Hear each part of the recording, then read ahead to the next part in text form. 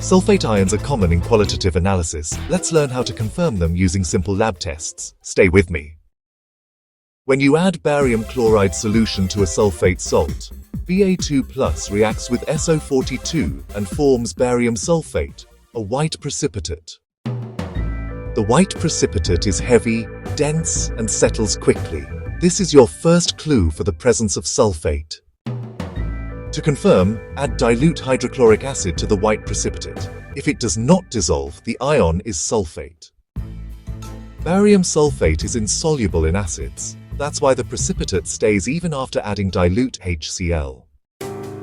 Carbonates and sulfites dissolve in acids with effervescence, but sulfate shows no gas, no dissolution. This is the key difference. BaCl2 plus SO42, BaSO4, not white. BaSO4 plus HCl, no reaction. This confirms sulfate ions clearly. That's how you confirm SO42 in salt analysis. Simple, reliable, and high yield.